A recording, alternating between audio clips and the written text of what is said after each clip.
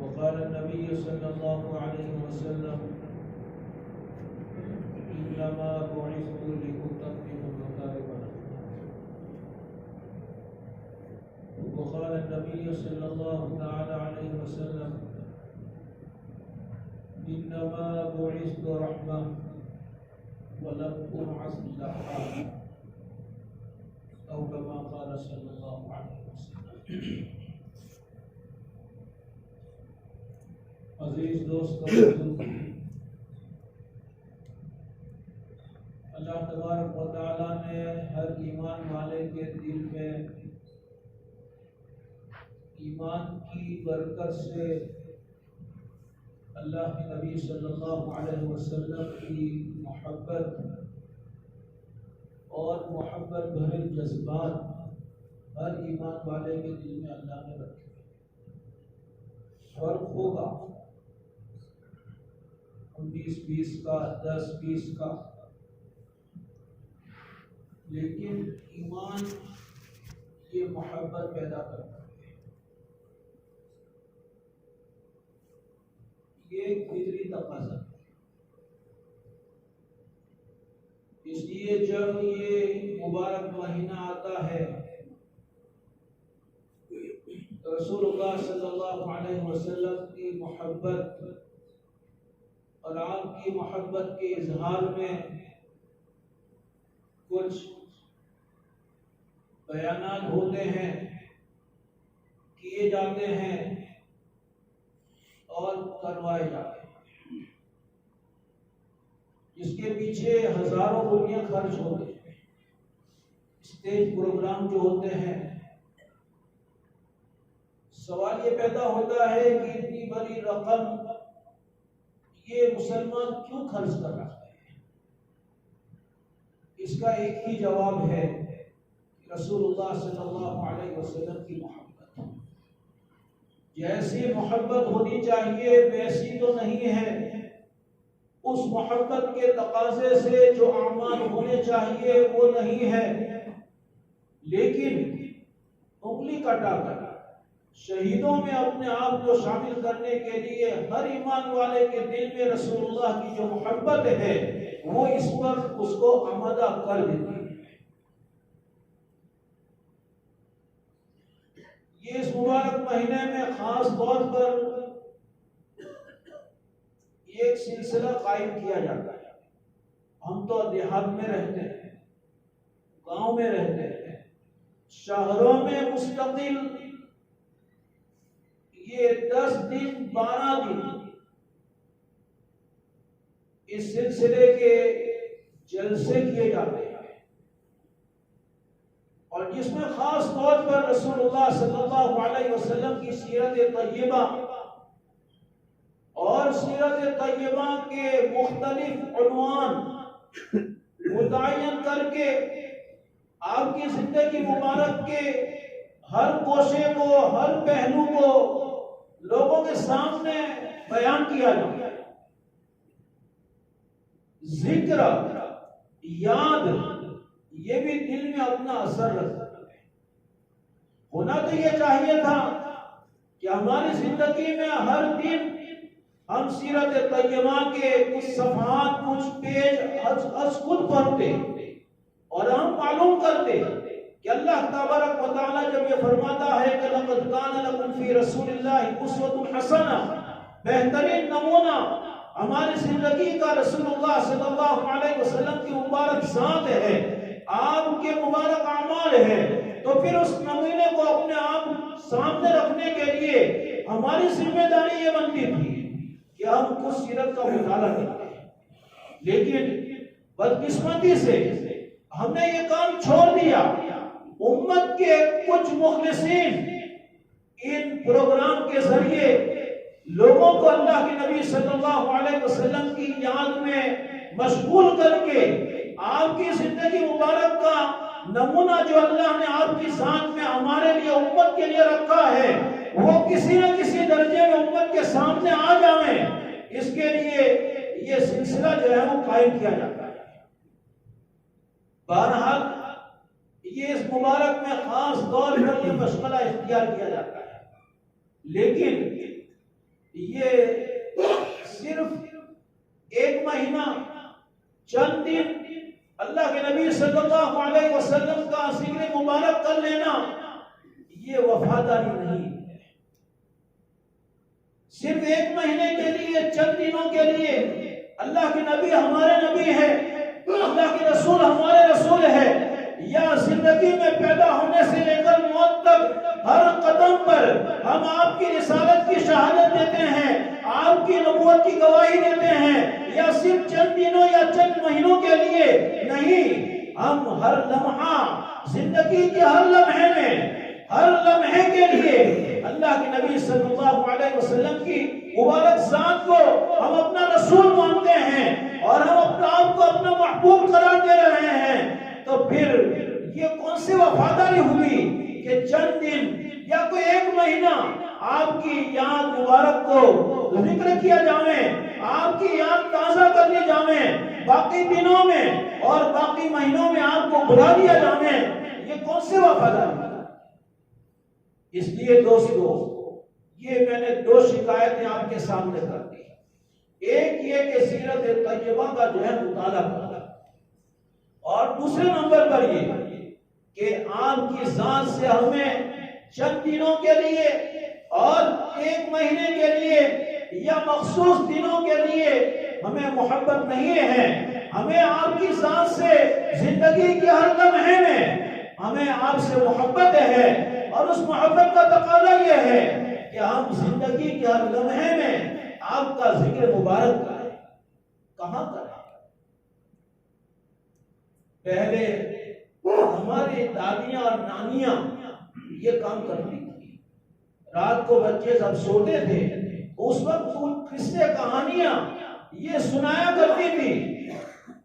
آج موبائل نے ہماری ماؤں کا، ہماری دادیوں کا، ہماری نانیوں کا اور اس کی بنیاد پر ہماری نسل کا بیڑا غرق کر دیا، ورنہ پہلے یہ ہوتا تھا۔ ہم نے خود اپنے کانوں سے اپنی دادی سے جو ہے قصے سنے ہیں، اور وہ کیا قصے ہوتے تھے؟ یا تو رسول اللہ صلی اللہ علیہ وسلم کی سیرت طیبہ کے، یا کہ اپنے اولیاء کرام، اولیاء اعظام رحمہم اللہ کے قصے ہوتے تھے، جس کا ایک اثر دل پر جو ہے باقی رہتا ہے۔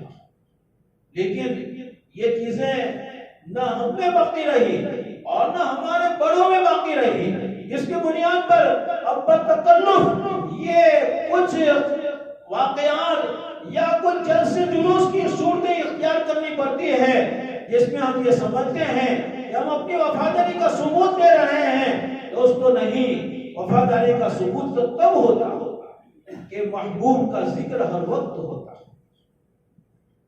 بہرحال میں نے آپ کے سامنے اسی نسبت سے، اسی مناسبت سے اللہ کے نبی صلی اللہ علیہ وسلم کی 3 حدیثیں پیش کی۔ ایک میں آپ کی شان مبارک کو ذکر کیا گیا ہے، اور 2 روایتوں میں آپ کی بعثت کا مخصوص ذکر کیا گیا ہے۔ آپ کی شان کیا ہے؟ قرآن پاک جو فرماتا ہے، آپ نے اپنی زبان مبارک سے اس کو اپنے الفاظ میں بیان فرمایا۔ آپ کی شان یہ ہے وَمَا أَرْسَلْنَاكَ إِلَّا رَحْمَةً لِلْعَالَمِينَ، ہم نے آپ کو دنیا جہاں کے ذرے ذرے کے لیے رحمت بنا کر بھیجا۔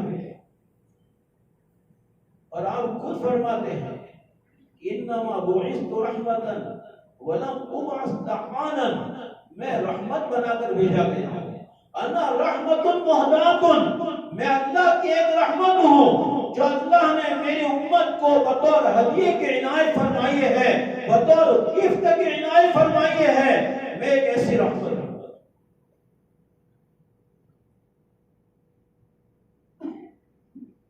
عمرو بن طفیل دوسی رحمہ اللہ رضی اللہ تعالی عنہ رسول اللہ صلی اللہ علیہ وسلم کی خدمت میں حاضر ہوئے.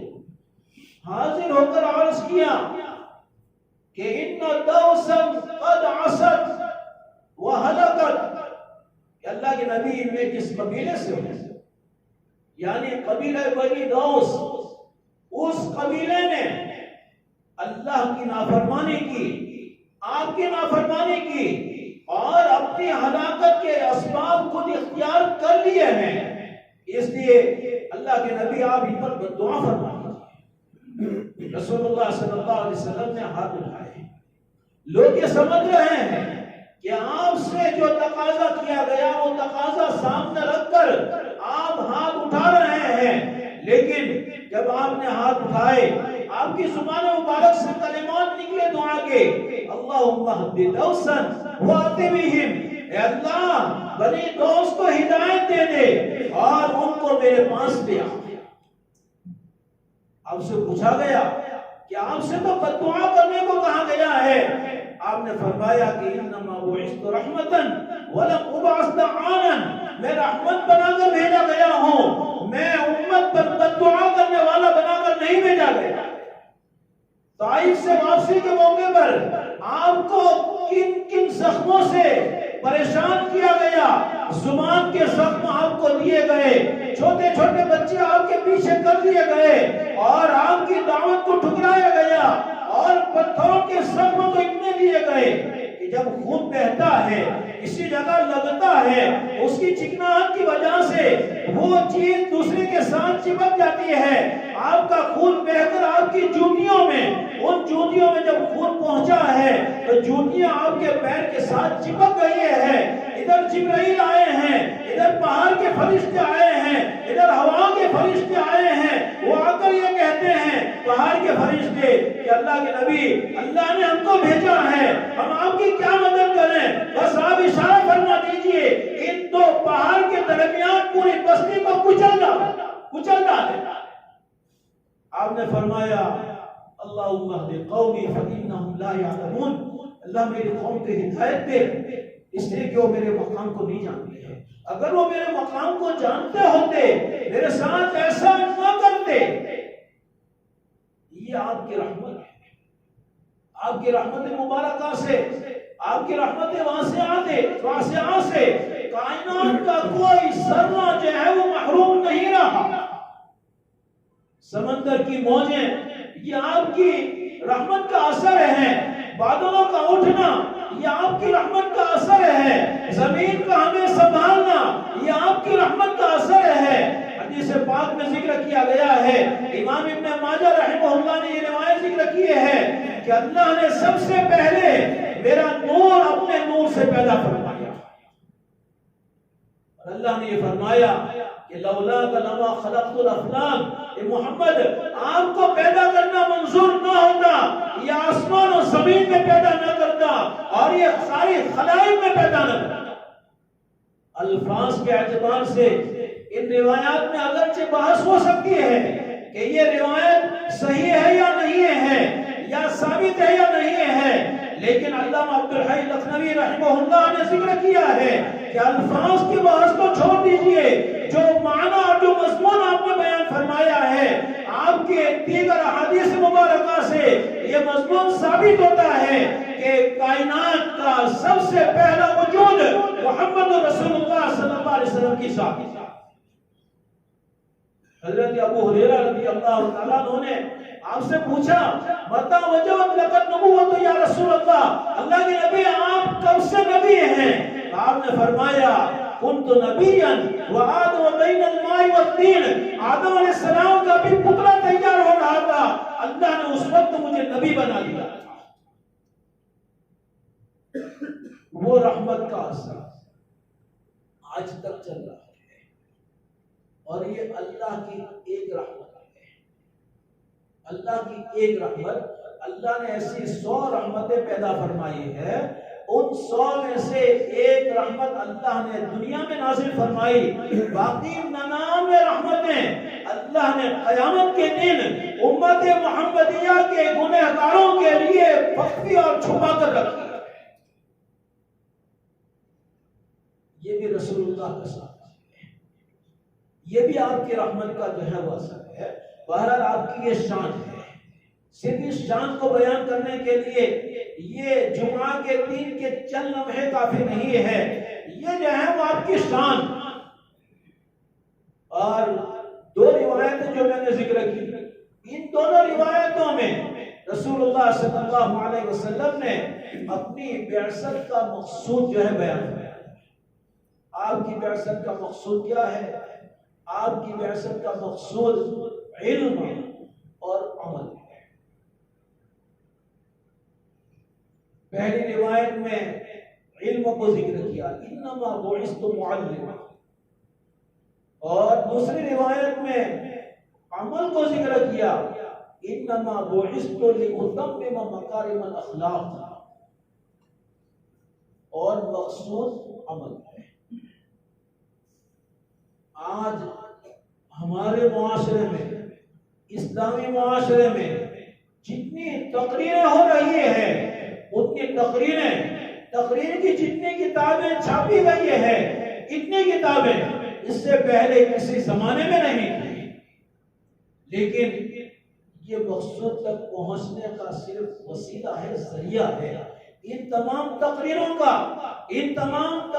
کی کتابوں کا مقصود انسان کی عملی زندگی ہے، اور اس عملی زندگی کے لیے علم کا ہونا ضروری ہے. عمل کی ماں یہ علم ہے. عمل کی ماں یہ علم ہے. علم کے بغیر کوئی عمل یہ صحیح نہیں ہو سکتا ہے. اس لیے آپ نے بنیادی طور پر اپنی بعثت کا مقصود جو بیان فرمایا وہ یہ فرمایا کہ انما بعثت معلما، انما بعثت معلما. علم نور ہے، روشنی ہے. علم نور ہے، علم روشنی. روشنی کی قدر کس کو ہوتی ہے؟ جو اندھیرے میں پڑا ہوا. جہاں پر کئی لائٹیں یہاں جل رہی ہیں، آپ یہ موبائل چالو کر کے اس کی لائٹ جو ہے وہ جلاؤ تو لوگ آپ کو بیوقوف کرتے ہیں. اب اتنی سب لائٹیں جل رہی ہیں، آفتاب نظر آ رہی ہے، اس میں یہ موبائل کی اس چھوٹی سی روشنی کا کیا مطلب؟ لیکن رات کو عشاء کی نماز میں سب لوگ مشغول ہیں اور لائٹ چلی جاتی ہے.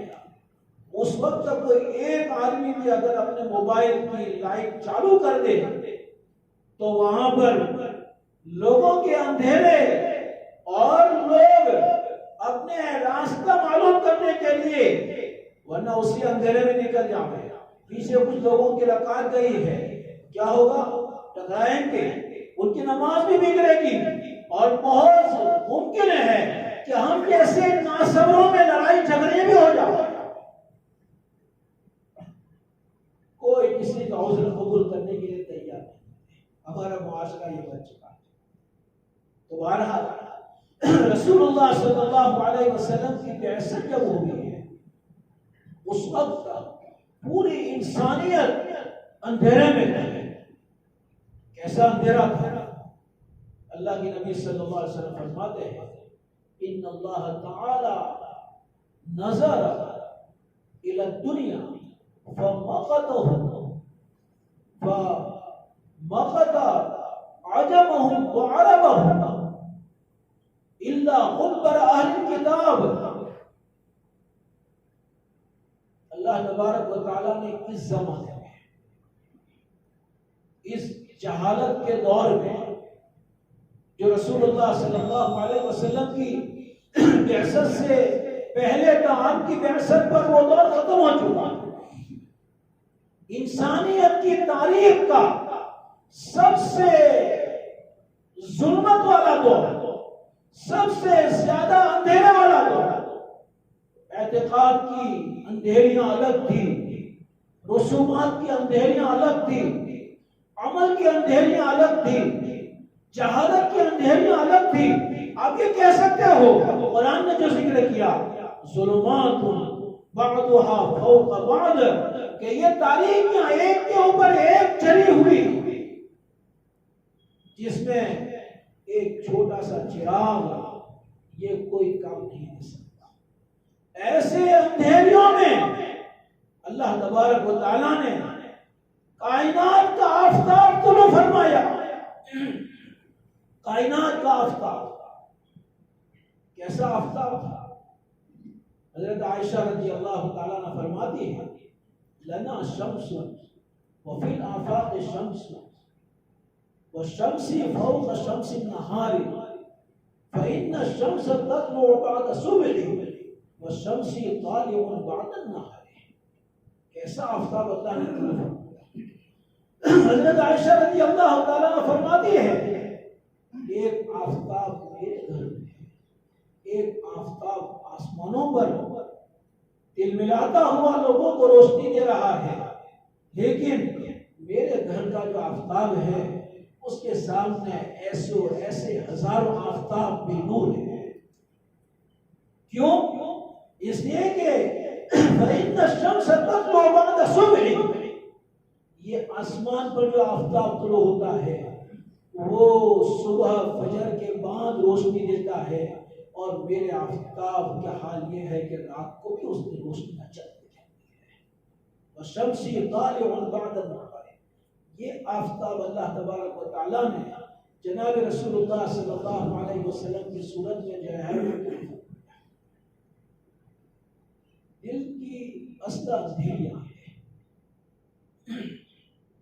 انسان کے دل کو اللہ نے جو پیدا فرمایا وہ اندھیرے میں پیدا فرمایا، یعنی دل تاریک ہوتا ہے. کیوں؟ روشنی جو ہے وہ علم ہے، اور انسان کو جو پیدا کیا قرآن کہتا ہے واللہ اخرجکم من بطون امہاتکم لا تعلمون شیئا، کچھ بھی نہیں جانتے تھے، کچھ بھی نہیں. ہم دیکھتے ہیں ہمارے گھروں میں بچے ہیں، مائیں جو ہیں وہ اپنی چھاتی کے ساتھ بچے کو جو ہے اٹھا کر لگاتی ہے تو ابھی وہ دودھ نہیں پی سکتا ہے، اور حیوان کا بچہ ہے چند لمحے کے بعد انگرائیاں لیتے ہوئے اس کو کوئی بتلاتا نہیں ہے، سیدھا اپنی ماں کے تھم کے ساتھ لگ جاتا ہے. اس کو سکھا کر اللہ نے پیدا کیا ہے، اور ہمیں اللہ نے جہالت میں پیدا کیا ہے. جہالت یہ اندھیرا ہے، دل کی اصل یہ بھی اندھیرا ہے. اور کائنات کی اصل یہ بھی اندھیرا ہے. کائنات کی اصل یہ بھی اندھیرا ہے.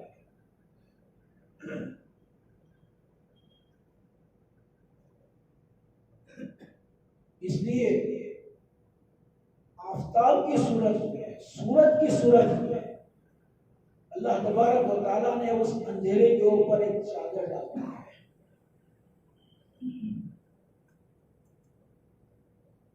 وَآيَةٌ لَهُمُ اللَّيْلُ نَسْلَخُ مِنْهُ النَّهَارَ فَإِذَا هُمْ مُظْلِمُونَ. اللہ فرماتا ہے کہ ہماری قدرت کی نشانیوں میں ایک نشانی رات ہے. ہم رات کے اوپر سے دین کا پردہ جب ہٹا لیتے ہیں تو لوگ اندھیرے میں پڑ جاتے ہیں. اس کائنات کے اندھیرے کو دور کرنے کے لیے اللہ تبارک و تعالیٰ نے دو نور پیدا فرمائے ہیں، ایک دین کا سورج اور ایک رات کا چاند. دین میں بھی اللہ نے جو ہے کہ اندھیرا دور کرنے کے لیے سورج کو پیدا فرمایا، اور رات کے اندھیرے کو دور کرنے کے لیے اللہ نے چاند کو پیدا فرمایا. دل کے اندھیروں کو دور کرنے کے لیے بھی اللہ نے دو نظام قائم فرمائے ہیں. ایک قرآن پاک کا نظام ہے، اور دوسرا جناب رسول اللہ صلی اللہ علیہ وسلم کا اسوہ ہے. اچھا، اب اور ایک بات سمجھیں، چاند کی روشنی خود اپنی روشنی نہیں ہے، اس لیے رات کو بھی اگر چاند کی صورت میں روشنی نظر آئے وہ بھی سورج ہی کی روشنی ہے. اسکول میں ہم پڑھ چکے ہیں، مدرسوں میں پڑھایا جاتا ہے نور القمر مستفاد من نور الشمس. چاند کی روشنی یا آفتاب کی روشنی سے چاند اتنا گرم ہے کہ آپ چند لمحے اس کی طرف نظر اٹھا کر دیکھنا چاہو تو آپ کی نظریں اس کو برداشت نہیں کر سکتی۔ قرآن پاک میں اللہ کی وحی کا علم اتنا زبردست ہے کہ اگر اس کو براہ راست یہ انسان حاصل کرنا چاہے، انسان اس علم کے نور اور اس کی آگ میں جل جائے۔ اللہ تبارک و تعالیٰ نے اس آگ کو کنورٹ کرنے کے لیے، جیسے سورج کی آگ کو کنورٹ کرنے کے لیے اللہ نے چاند کا نظام بنایا، چاند میں بھی وہ سورج کی گرمی اور روشنی جو ہے وہ آ رہی ہے، لیکن چاند کے واسطے سے جب یہ روشنی پہنچتی ہے اس میں ٹھنڈک پیدا ہو جاتی ہے۔ اسی طرح قرآن پاک ہے کہ قرآن پاک میں اللہ تبارک و تعالیٰ نے جو علوم اور جو انوار نازل فرمائے ہیں، ہمارا دل اس کو برداشت نہیں کر سکتا۔ ہمارا دل کیا ہے؟ ہمارا دل کیا ہے؟ ہم تو جو ہے یہ کہیں گاؤں میں یہ الیکٹرک کے کھمبے پر جو ہے وہ ایک زوردار پھٹاکا ہو جائے تو ہم جو ہے وہ کانپنے لگتے ہیں، دل کی دھڑکنیں تیز ہو جاتی ہیں۔ برابر ہے؟ یہ جو ہے ہمارا حال ہے۔ قرآن تو اپنے متعلق فرماتا ہے لو انزلنا هذا القرآن على جبل لرأيته خاشعا متصدعا من خشية الله۔ اگر یہ قرآن کو اس کے تمام علوم و انوار کے ساتھ اگر پہاڑ پر نازل کریں تو ہمالیہ پہاڑ بھی اس قرآن کے بوجھ کو، اس کے نور کو، اس کے علم کو اور اس کے جلا کو برداشت نہیں کر سکتا، بلکہ پہلے اس کو برداشت کرنے کے لیے محنت کرے گا۔ اس لیے کیا ہوگا؟ خاشعہ، کانپے گا۔ لیکن وہ کانپنا بھی، جیسے ہمارے یہاں بخار کسی کو چڑھتا ہے نا تو وہ بخار کو برداشت کرنے کے لیے پہلے وہ کانپتا ہے، لیکن اس کے بعد بھی وہ بخار برداشت نہیں ہوتا، اس پر 2 4 5 لحاظ بوگرے جو اڑانے پڑتے ہیں، تب جا کر کچھ گرمی آتی ہوتی ہے تو پھر وہ بخار کا اثر جو ہے وہ کم ہوتا ہے۔ یہاں پہاڑ بھی پہلے لرزہ اندام ہوتا ہے، کانپتا ہے، لیکن اس کا کانپنا اس کو اس قرآن کے بوجھ کے سامنے ٹکا نہیں سکتا۔ اس لیے خاشعات کے بعد ذکر کیا متصدعاً۔ اگر قرآن کسی پہاڑ پر نازل کریں تو قرآن کے پہاڑ قرآن کے بوجھ کی وجہ سے، قرآن کے نور کی وجہ سے، قرآن کے علم کی وجہ سے ریزہ ریزہ ہو جائے۔ یہ تو رسول اللہ صلی اللہ علیہ وسلم کا مبارک دل ہے۔ ایسے ہزاروں ہمالیہ پہاڑ سے مضبوط دل اللہ نے میرے اور آپ کے آقا جناب رسول اللہ صلی اللہ علیہ وسلم کو عطا فرمایا کہ جو اس قرآن کے بوجھ کو جو ہے وہ برداشت کر کے اس آفتاب علم الہی کے نور کو برداشت کر کے اپنے آپ کو چاند بنا کر چاندنی کی صورت میں آپ نے جو ہے یہ شریعت، یہ علم، یہ وحی ہمارے سامنے پیش کی، جس کا نتیجہ یہ ہے ہم اس کو برداشت کر رہے ہیں۔ ورنہ قرآن کی طاقت کیا ہے؟ قرآن کی طاقت یہ ہے کہ قرآن پڑھنے والا قرآن پڑھے، سننے والا قرآن سن کر بے ہوش ہو کر گر جائے۔ اللہ کی تجلی کا ایک اثر ظاہر ہوا۔ موسیٰ علیہ السلام کوہ طور پر جب گئے، 40 دن روزہ اللہ نے رکھوایا، پہلے 30 دن کے بعد مسواک کر لیا تو اللہ نے فرمایا کہ نہیں، روزے کی جو بانس آتی ہے اسی حالت میں مجھے تم سے کلام کرنا تھا، لیکن مسواک کی وجہ سے یہ بانس منہ کی یہ تمہاری ختم ہو گئی، اس لیے اور 10 دن روزے رکھو۔ مسلسل 40 دن جو ہیں پورے ہوئے، 10 دن کے اضافے کے ساتھ اللہ نے موسیٰ علیہ السلام سے ہم کلامی فرمائی، اللہ نے موسیٰ علیہ السلام سے کلام کیا، بات کی، موسیٰ علیہ السلام کا شوق بڑھ گیا تو موسیٰ علیہ السلام نے عرض کیا کہ رب ارنی انظر الیک۔ ہمارے یہاں محاورہ ہے نا، آنگلوں دے تو پہنچو پکڑے، پہنچو دے تو ہاتھ پکڑے۔ یہ اللہ موسیٰ علیہ السلام کے واقعے میں کہ اللہ نے جو ہے وہ ہم کلامی کی کلام کیا، موسیٰ علیہ السلام تو سیدھا ہاتھ پکڑنے کے لیے چلے گئے کہ رب ارنی انظر الیک، اے میرے رب اپنا آپ مجھے دکھلا دے کہ میں ایک نظر جو ہے وہ تجھے دیکھ لوں۔ اللہ نے فرمایا لن ترانی، موسیٰ نہیں دیکھ سکتے ہو؟ جو زندہ مجھے دیکھتا ہے مر جاتا ہے، جو تر دیکھے خشک ہو جاویں، جو خشک دیکھے ریزہ ریزہ ہو جاویں، جبرائیل دیکھے تو وہ جبرائیل مر جاویں، موسیٰ تم کیا مجھے دیکھ سکو گے؟ موسیٰ علیہ السلام نے جو ہے وہ عرض کیا کہ اللہ بتلا دینا۔ اللہ نے فرمایا ٹھیک ہے، یہ کوہ طور پر میرے ایک تجلی کا اثر، تجلی نہیں، تجلی کا ایک اثر ظاہر ہوگا۔ اگر اس تجلی کو یہ پہاڑ برداشت کر سکے تو سمجھ لے گا کہ تم مجھے دیکھ سکتے ہو۔ اللہ کی ایک تجلی کوہ طور پر نازل ہوئی تو کوہ طور کا حال کیا ہوا کہ کوہ طور ریزہ ریزہ ہو جا، کوہ طور ریزہ ریزہ، اور وَخَرَّ مُوسَىٰ صَعِقًا، اور موسیٰ علیہ السلام پر تجلی نہیں اتری، پہاڑ پر اتری، اس کی چمک سے موسیٰ علیہ السلام بے ہوش ہو کر گر گئے۔ یہ تو بھی تجلی کا اثر تھا۔ اب اندازہ لگائیے اللہ کا کلام جو اللہ کی ذات سے نکلا ہے وہ محمد رسول اللہ صلی اللہ علیہ وسلم کے قلب اطہر پر، وَإِنَّهُ لَتَنزِيلُ رَبِّ الْعَالَمِينَ نَزَلَ بِهِ الرُّوحُ الْأَمِينُ عَلَىٰ قَلْبِكَ لِتَكُونَ مِنَ الْمُنذِرِينَ۔ براہ راست آپ کے دل پر ہم نے اتارا۔ آپ کے دل میں اللہ نے کیا طاقت و قوت رکھی، لیکن آپ نے اپنے آپ کو بنا دیا۔ یہ الیکٹرک کے تار ہے نا، آپ اس کو ڈائریکٹ پکڑ لو، کلمہ پڑھ کے پکڑ لو، بس سمجھ میں آئے؟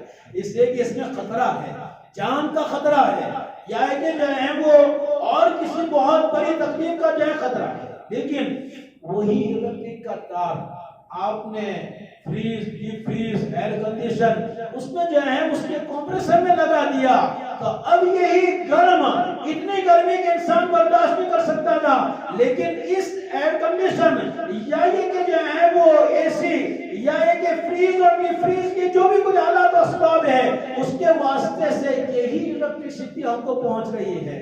کیا ہو گیا؟ نظام ٹھنڈا ہو گیا۔ میرے اور آپ کے آقا نے اس علم کو برداشت کیا اور اخلاق کی صورت میں آپ نے یہ چیز جو ہے امت کے سامنے پیش کی۔ اخلاق کا نور یہ اتنا ٹھنڈا تھا کہ امت کے لیے اب اس کا برداشت کرنا جو ہے بہت آسان کر دیا۔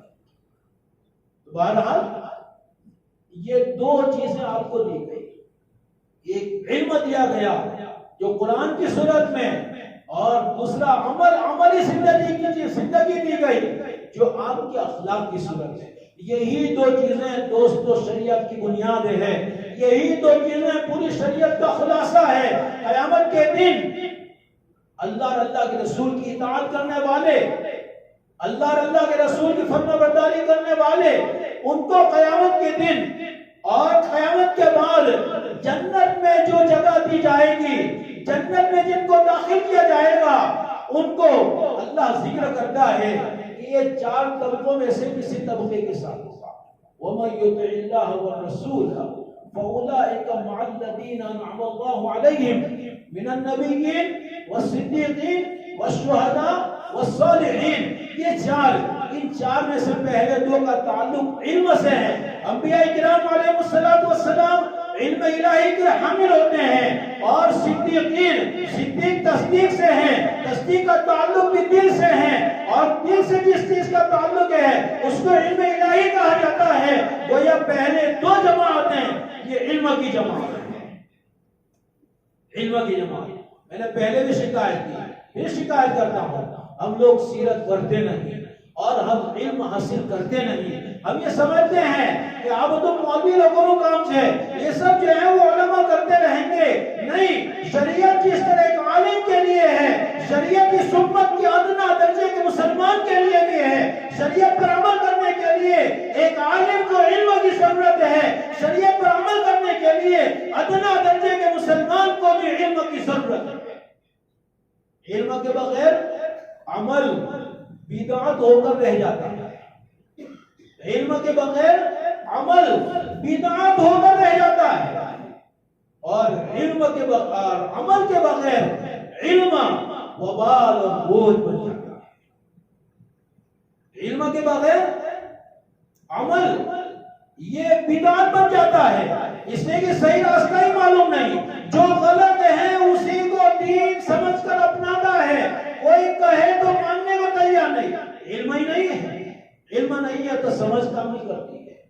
سمجھ کام کرے تو دوسرے کی بات سننے کی توفیق ہوتی ہے، سمجھ کام نہیں کرے تو دوسرے کی بات سننے کی توفیق نہیں ہوتی ہے۔ اگر سنے تو وہ سمجھ اس کو قبول نہیں کرتی ہے، جس کا نتیجہ یہ ہے کہ علم کے بغیر انسان بدعات سے نکل نہیں سکتا۔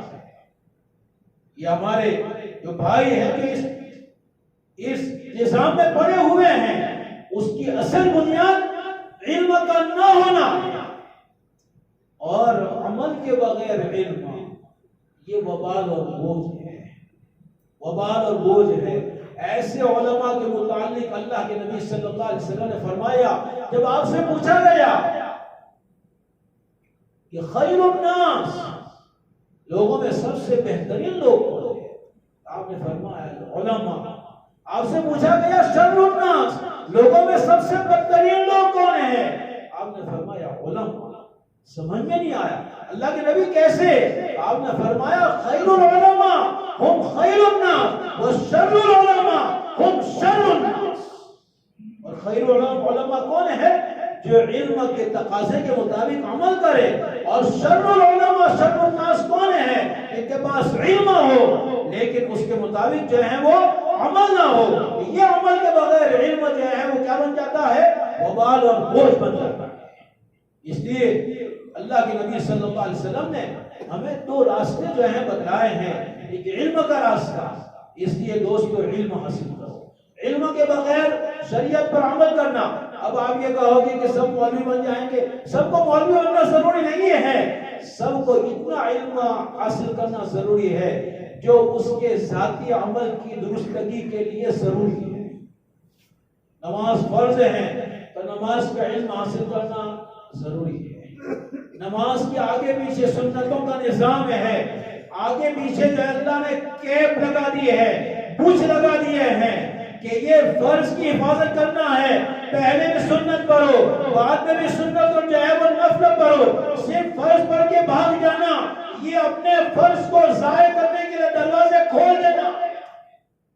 اس لیے جب کوئی کام آدمی کرتا ہے تو پہلے اس کے لیے مزاج بنانا پڑتا ہے۔ فرض کا مزاج پہلے کی سنتوں سے بنتا ہے، اور فرض کے بعد اگلے فرض کے لیے آنے کا مزاج بعد کی سنتوں سے بنتا ہے۔ دوڑتے بھاگتے ہوئے آئے، دوڑتے بھاگتے ہوئے چلے گئے، دوستو یہ جو ہے وہ اپنے اعمال کی درستگی والا نظام نہیں ہے، اپنے کیے ہوئے اعمال کو اپنے ہاتھوں ضائع کرنے والا نظام ہے۔ ہمارے نوجوان طبقے میں، ہمارے عام طور پر جہاں پر میں رہتا ہوں، جہاں کہیں جانا آنا جو ہے ہوتا ہے، وہاں پر جو ہے یہ بات دیکھی گئی، شکایت کی ضرورت نہیں ہے، اپنی آنکھوں سے جو دیکھی گئی۔ خاص طور پر جمعہ میں ہمارے گاؤں کی بات کی، امام نے سلام پھیرا تو اس طرح جو ہے وہ سنت پڑھے بغیر بھاگتے ہیں کہ 2 رکعت پڑھ کے ہم نے اللہ پر احسان کر دیا۔ برابر ہے؟ اب آپ کے یہاں کا کیا معمول ہے میں تو نہیں جانتا، لیکن ہمارے نوجوان کا حال آج یہ بنا ہوا ہے۔ اس کو اللہ توفیق دیتا ہے مسجد میں آنے کی، مبارک ہے، بہت اچھا ہے، لیکن کام کرو ڈھنگ کا کام کرو۔ ومن اراد الآخرۃ، سب تو 5-10 منٹ زیادہ ہوتے ہیں۔ ومن اراد الآخرۃ وسعى لها سعيها، ومن اراد الآخرۃ، جو آخرت کی نیت کرے، مسجد میں آئے دنیا کمانے کے لیے آئے نہیں، آخرت کی نیت سے جو ہے وہ آئے ہیں، تو وسعى لها، صرف کام نہیں کرنا ہے، وسعى لها سعيها، کیسا کام کرنا ہے؟ ڈھنگ کا کام کرنا ہے۔ اب کون سا ڈھنگ؟ وہی ڈھنگ جو مضمون میں ذکر کر رہا ہوں، رسول اللہ صلی اللہ علیہ وسلم کا اسوہ، آپ کی زندگی کا جو ڈھنگ ہے وہی اختیار کرنا ہے۔ آپ نے جو سنت امت کو تلقین کی، آپ سب سے پہلے اس پر عمل کرنے والے بنے۔ یہ نہیں ہوا کہ آپ نے عمل نہیں کیا، امت کو تلقین کیا، یہ نہیں۔ ہمارے اتہاس میں ایک آدمی کا ہم ذکر پاتے ہیں، رویندر ناتھ ٹیگور کا، ٹھیک ہے؟ اس کو پوچھا گیا تو اس نے بھی ایک نظام دنیا کے سامنے پیش کیا جو نظام چل نہیں سکا، یعنی ایک مذہبی عنوان سے، دین کے عنوان سے۔ تو اس کو جو ہے وہ پوچھا گیا کہ آخر یہ تیرا نظام کو قبول کیوں نہیں کر رہا؟ تو اس نے یہ کہا، اچھا پھر یہ کہا کہ محمد رسول اللہ نے جو نظام پیش کیا وہ کیوں لوگوں نے قبول کر بدلا لیا؟ تو اس نے کہا کہ میرے پاس صرف تھیوری ہے، پریکٹیکل کچھ نہیں ہے۔ محمد کے پاس تھیوری اور پریکٹیکل دونوں چیزیں تھی۔ عملی طور پر آپ نے جو کر کے بتلایا، امت کے دل و دماغ پر اس نے اثر کر دیا۔ مولانا عبید اللہ سندھی رحمہ اللہ یہ آزادی کے مجاہدین میں سے ہیں۔ تحریک ریشمی رومان جو ہے وہ جب چلا ہے تو حضرت کی کسی نے فاطمی جہاں دے دی، مخبری کر دی۔ حضرت وہ ریشمی رومان میں خاص ایک نظام لے کر افغانستان جا رہے تھے، لیکن انگریز کو پتا چل گیا تو گرفتاری کا وارنٹ جاری کیا۔ تو حضرت افغانستان جانے کے بجائے روس چلے گئے، اور روس جا کر روس کے صدر، چونکہ انگریز اور روس کا جو ہے بنتا نہیں تھا، اس لیے ان کو پناہ روس میں دے دی۔ اس وقت جو ہے وہ نظام چل رہا تھا اور بہت زور و شور سے ایک بات کہی جا رہی تھی، کیا؟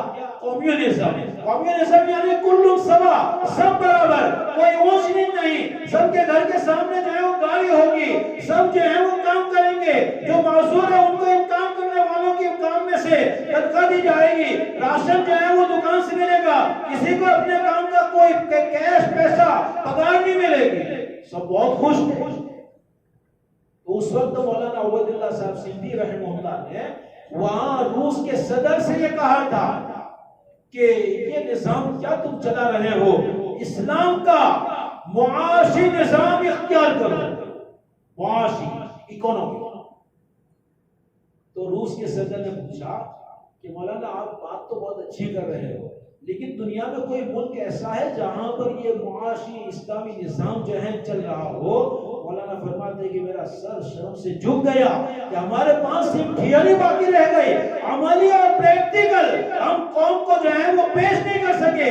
اگر میرے پاس کسی ملک کا جو ہے وہ کوئی داخلہ ہوتا، کوئی نمونہ ہوتا، میں شاید اس کو پیش کرتا تو روس یہ اپنی اکانومی میں اسلامی اصول پر قائم ہو جائے گا۔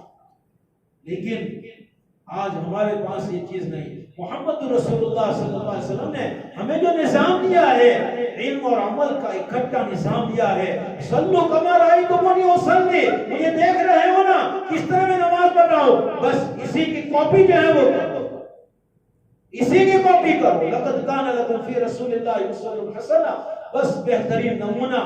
اس لیے دوستو ایک بات، علم حاصل کرو، علم حاصل کرو۔ سب کو جو ہے مولوی بننا ضروری نہیں ہے، لیکن جو اعمال فرض ہے، جس پر جس عمل کا مشغلہ ہے، اس کو اس عمل کی اصلاح اور درستگی کے لیے اس کے بقدر علم حاصل کرنا فرض ہے۔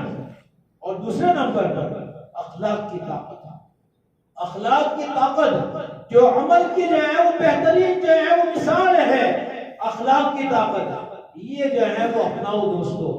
آج غیروں کے ساتھ تو ہم اخلاق کا مظاہرہ نہیں کر پاتے ہیں، حالانکہ غیروں کو متاثر کرنے والی چیز صرف اخلاق ہے۔ نماز تو ہم مسجد میں پڑھتے ہیں، کوئی غیر ہماری نماز دیکھنے کے لیے آتا ہے؟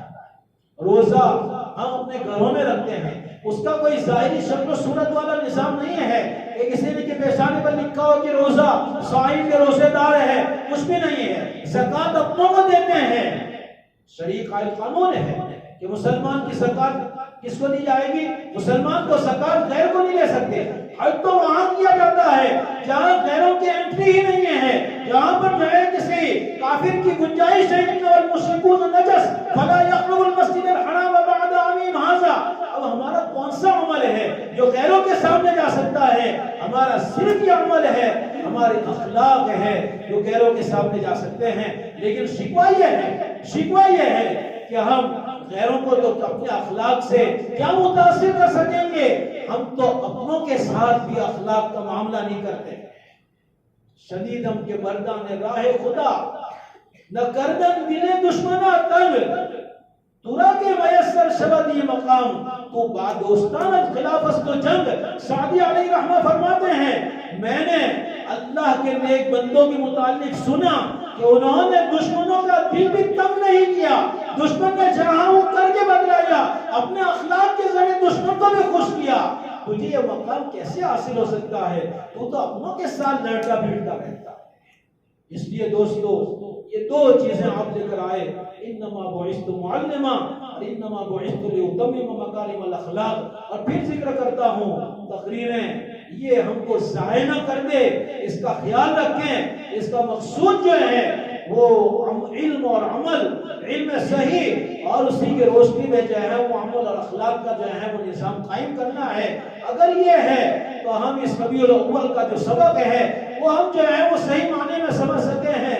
اگر یہ نظام ہم نہیں بنا سکے، ایسے لاکھوں تقریریں کی جائیں، ایسے ہزاروں ربیع الاول کے مہینے آ جائیں، ہماری زندگی کتے کے دم کی طرح ویسے ہزار سال اس کو زمین میں دبا کے رکھو، جہاں چھوڑے گے وہی یہ تقریب پوری ہوگی اور ہماری حالت بھی جو ہے یہی رہی، تو ہم میں اور کتے کی دم میں کوئی فرق نہیں۔ اس لیے اللہ کے واسطے بہت درد کے ساتھ کہہ رہا ہوں کہ علم حاصل کرو، اخلاقی زندگی جو ہے وہ اختیار کرو۔ کس کی؟ رسول اللہ صلی اللہ علیہ وسلم کی۔ اور آپ نے جو ایک نمونہ امت کے سامنے پیش کیا اس کو اختیار کرو، سنتوں کا اہتمام کرو، سنتوں کا اہتمام کرو۔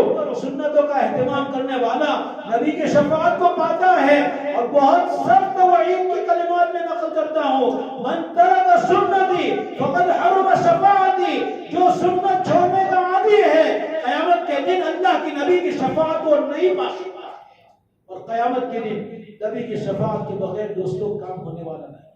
اللہ ہماری حفاظت فرمائے، کئی سنی باتوں پر اللہ تعالی ہم سب کو عمل کرے۔